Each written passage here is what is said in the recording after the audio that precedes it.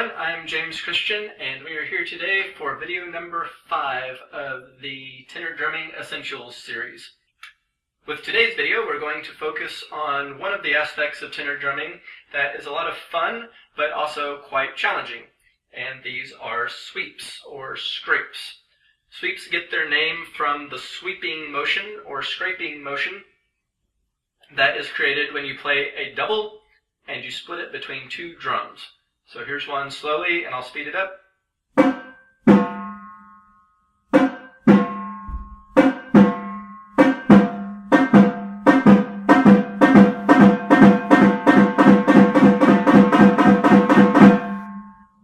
So you can see as you get faster, it makes a sweeping or scraping motion. I prefer the word sweep. Some people like calling them scrapes. It's the same thing, though, if you hear it in different places.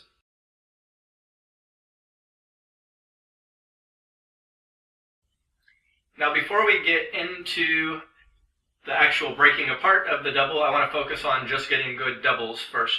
So what you want to do is make sure both notes are nice and solid and you get a full sound on both. Now, what you don't want is to drop the second note of the double, which a lot of people do. It sounds like this when you do it poorly.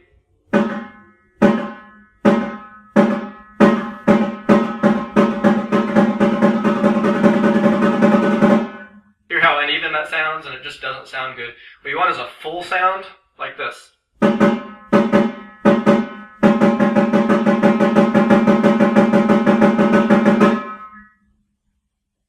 The way to get a fuller sound primarily comes from the fingers.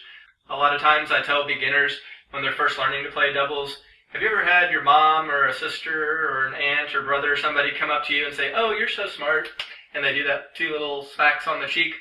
It's basically that same motion, except you put a drumstick in it and you move your fingers around it. So you get those two quick motions from the doubles, and you get a much fuller sound that way. So when you're doing these, really focus on the sound. I'm going to, with all the exercises today, I'm going to take them slow to start with, and then speed them up just like we did in the third video. If you can barely get doubles out right now, don't stress out about the speed, just focus on a good sound. If you can play double stroke rolls really fast and for long periods of time, then go for it and just get better at it. And hopefully this video will offer some helpful tips for players of all levels. Now, in discussing sweeps, I feel that the current terminology is not wrong, but inadequate. We need more ways to talk about it, to really talk about the motions and movements we're making. So I approach sweeps from two main directions. One is the distance covered, and two is the direction of motion. So the first one I call adjacent sweeps, and those are covered between drums that are adjacent to each other, that are right next to each other. So drums 2 and 4, drums 1 and 2, drums 1 and 3. Those are all adjacent to each other. The second type of sweeps are non-adjacent sweeps. So this would cover drums 1 and 4, because there's a drum in between, so they are not adjacent to each other, drums 2 and 3, and drums 3 and 4. Those last two are the hardest, because that's the widest stretch that you have to do. Now you'll notice I have not mentioned the Spock drum yet. I consider those their own category, so Spock sweeps are the other one. Because when you're playing between drums 1 and 2 in the Spock drum, it feels a lot tighter. And then when you're playing between the drums 3 and 4 with the Spock drum, it's not as tight as an adjacent sweep, but it's also not as wide as a non-adjacent sweep. So I feel like Spock drum sweeps, they kind of are their own category. And it's helpful to think of them slightly differently. And I'll get into that more in a minute.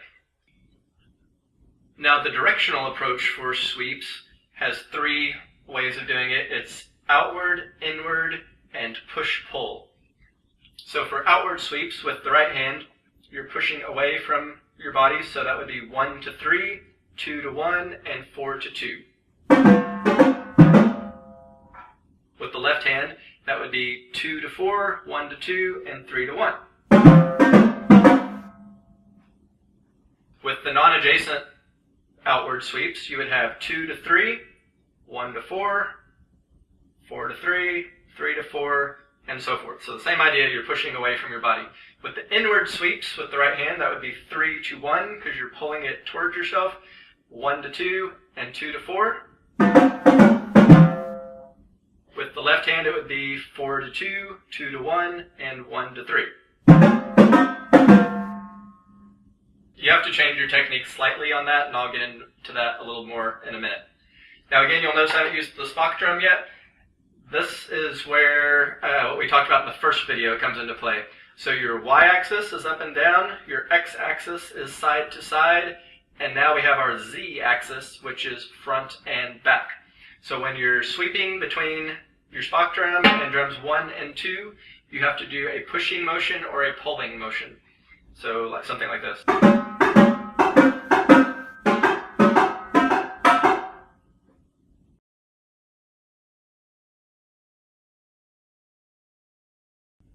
Alright, we'll break all those down in just a minute. For today's video, I'm just going to focus on the adjacent sweeps and the Spock sweeps. So you can take the same concepts and apply them to non-adjacent sweeps, but I'm not going to cover that in this video.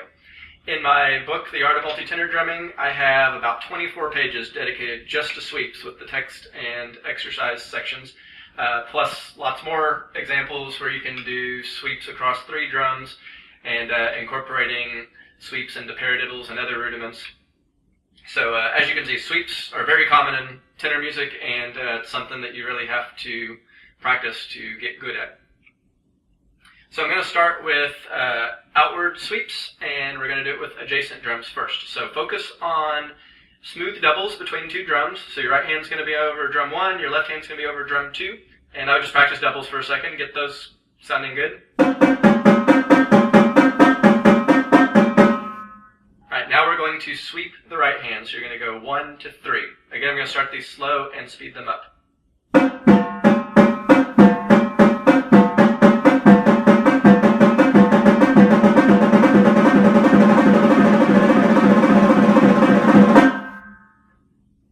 Now I'll try the same thing with the left hand. You're going to go 2 to 4, keep the right hand over drum 1.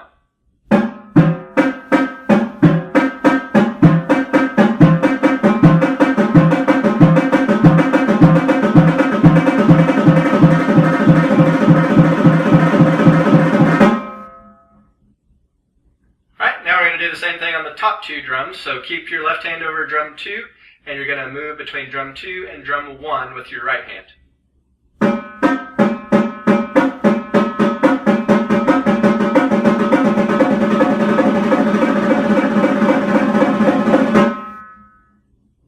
Now reverse it, do your right hand on drum 1, and your left hand is going to go between drums 1 and 2.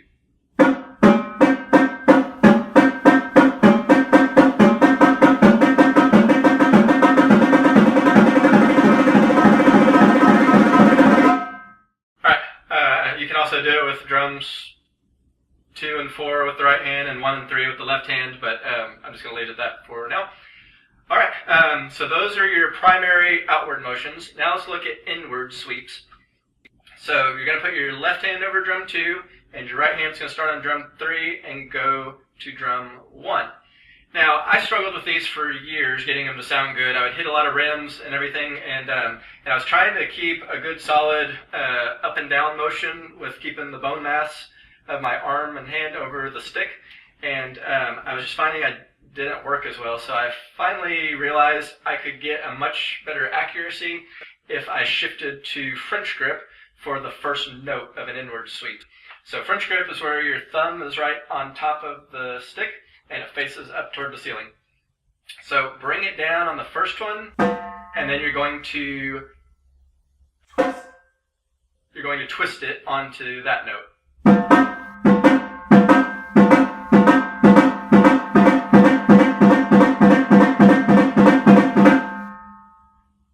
It takes a little bit of practice to get that technique down, but you'll find your accuracy increases considerably, and it helps you to clear the rims. Now, I'm not going to get into the debate on German grip versus American grip today. Personally, I prefer German grip, but there are a lot of great players who use American grip on tenors. If you don't know the difference, basically French grip faces all the way up with thumb on top. German grip is thumb all the way on the side, and American grip is halfway in between at kind of a 45-degree angle. Now this, I believe the same principle works either way. If you go to French grip and then go to your default grip, whether it's American grip or German grip, either way you're going to still get a more solid sound. So that first note with French grip tends to be kind of weak if you're trying to get a double out of it. The first note's solid, but the second note is weaker. So this helps you get the best of both worlds. You hit solid there, and then you get a solid note on the second note as you're getting the momentum of flipping into it. So just practice that technique of the turning into it, and you'll find that it helps pretty quickly. All right, so let's try the same thing that we did a minute ago. Now we're going to do inward sweeps. So right-handed first.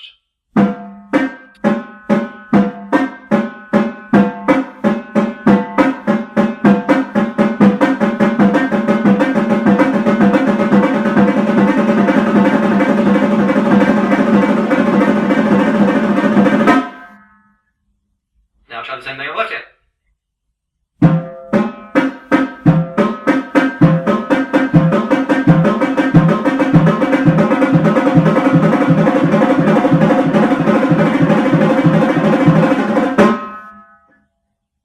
Sorry, not a very good ending there.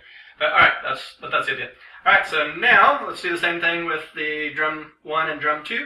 So before we went outward, now we're coming inward. So also I should point out that when you go out to the farthest drum on the ends, you have to exaggerate that French grip motion.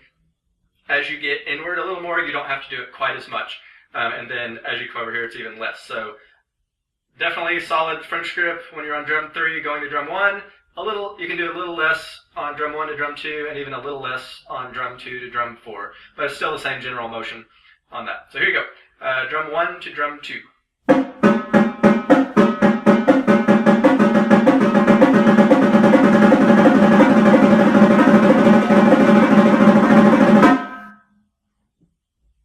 Same thing with the left hand. We're going drum 2 to drum 1.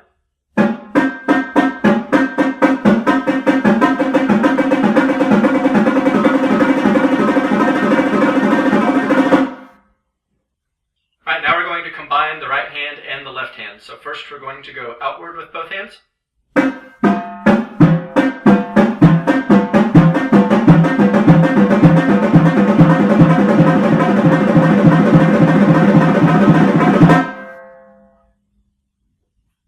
Now we're going to do the same thing with drums 1 and 2.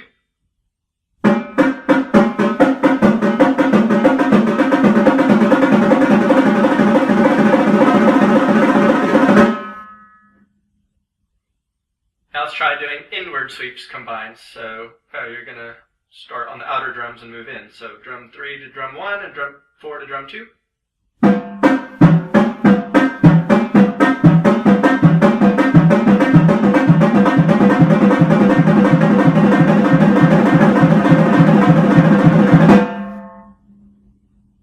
Now do the same thing with drums 1 and 2, and this gets a little bit trickier because as you're going right to left, the next hand is starting on the same drum, and so you have to clear it as you're going along. So make sure you're getting the other hand out of the way and back to its original drum quickly, or else you'll run into your sticks. So here we go.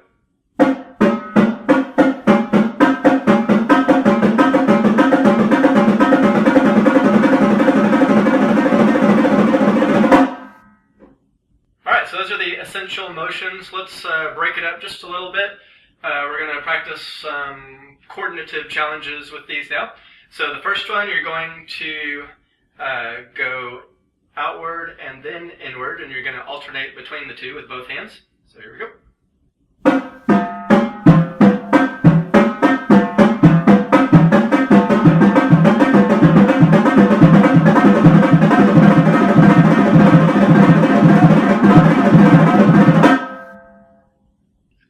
Now we're going to do the same with drums 1 and 2, and this does get tricky because you're going to go right, right, left, left, right, right, left, left, and then when you repeat it, that right hand is going to do a slight crossover on the left, and you have to get the left out of the way quickly so that you're not running into your hands.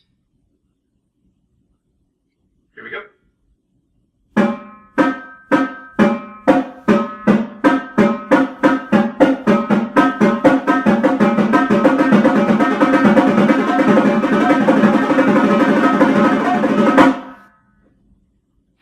gets kind of tricky, but it's fun to play. Alright, now let's do a combination of the two where they're going opposite directions. So let's start with the right hand going inward and the left hand going outward, and then you're going to switch.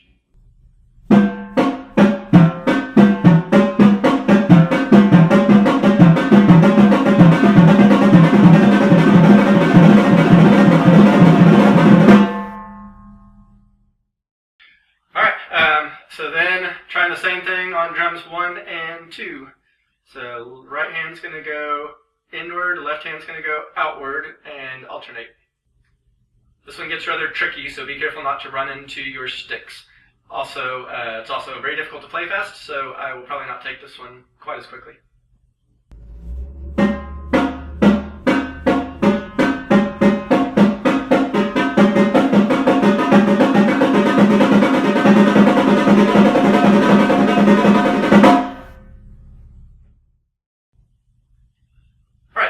Essential motions for the most common adjacent inward and outward sweeps. Let's talk about the Spock drum and push-pull sweeps for just a little bit. So like I said, when you're coming toward yourself, that's pulling motion. That's a bit easier to do. That pushing out motion is much harder because if you think about your anatomy, you have some back muscle and a little bit right here, but you really don't have as much muscle power to do that. So it's a lot harder to do. But let's start with right hand hitting drum 1, going to the Spock drum, and left hand hitting drum 2 and going to the Spock drum. We're going to come inward.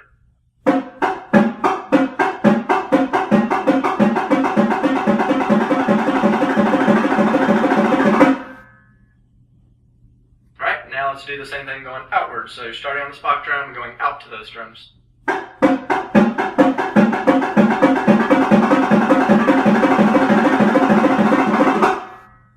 Those you can kind of get somewhat of an outward motion. It's not as much of a pushing motion. But now when you cross it and your right hand is going to drum 2 and you're to the Spock drum, your left hand is going to drum 1 and the Spock drum, that gets a lot harder. So we're going to start with the pulling motion first.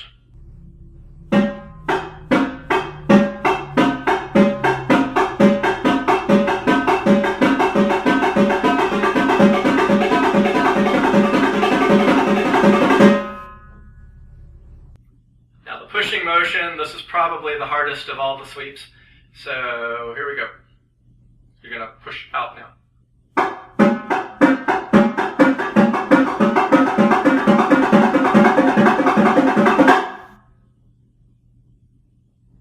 if you want to see examples of this in a musical context, I do have it in my the push and pull sweeps. I have those in my 2006 and 2007 DCA solos. And there's also a brief moment of them in a solo I posted this last year called Fibonacci.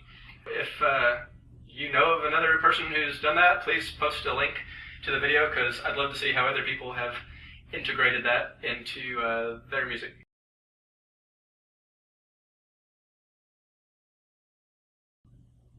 To finish off this video, I'm going to show one exercise which I call a sweep builder. And you can do this for any sweep pattern, whether it's adjacent or non-adjacent, or inward or outward, or push-pull, or whatever it may be. But basically the reason I came up with this exercise was as I was practicing a lot of sweep patterns and I'd hit rims and struggle with my accuracy, I realized that what you have to be able to do is, of course, always make good sounding double strokes. But as you're moving around, there's a momentum you're getting, but then you also have to be able to halt that momentum immediately if you go to one drum and you're not just constantly moving or you have changed directions. So this exercise helps you practice the momentum of a sweep and then immediately controlling it as you go back to a single drum.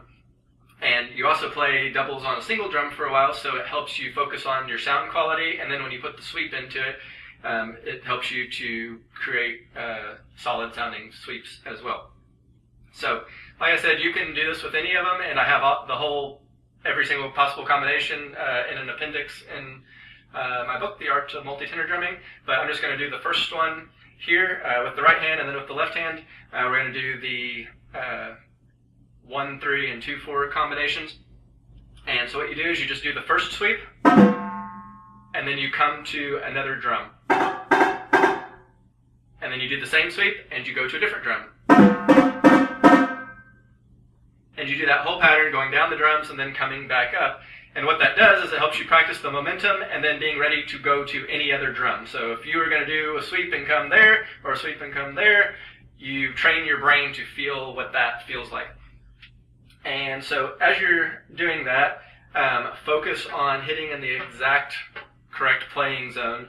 And over time, you'll gain muscle memory and spatial memory, and you'll notice that your sweep accuracy should increase substantially. So it definitely did with me. So here we go. I'm going to do the right hand and then the left hand.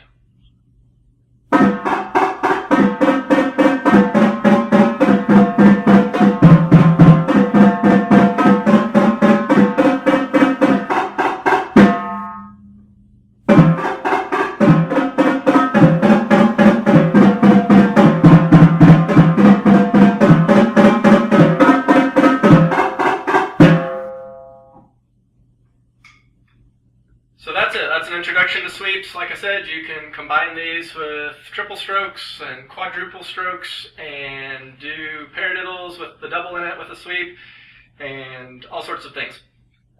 So the sky's the limit on this. Everything we've done today, you can practice with non-adjacent sweeps and different combinations. So that will hopefully give you a few ideas and get you started on building coordination. If you have other ideas on how to build sweeps, or you have some exercises you really enjoy playing, please, by all means, post comments and links down in the comments below, and I would really enjoy reading what you guys think on all of this. Let me know, too, is this helpful to think of it in the inward, outward, and the adjacent, non-adjacent, those ideas, are those helpful? They've seemed helpful to me, but I'm curious to know what other people think of this. I haven't heard anyone else discuss it quite in that detail before. So hopefully this gives a few ideas to everyone. All right, next video is going to focus on a potpourri of tenor ideas. We're going to cover helicopters and butterflies and figure eights and candy apples and cross fives and who knows what else. We're just going to cover the standard vocabulary for tenor drums out there, and it's just going to be kind of a mix of all sorts of ideas and just stuff you need to know if you're going to excel on playing tenor drums. So hope you'll join us for that. And once again, you know the spiel. If you like it, click like, share this with other people who you think will find it helpful. And again, I would really like to hear your feedback on this particular video. I'm just curious what other people think on this. So thank you very much. I appreciate your watching, and I will see you next time. Bye.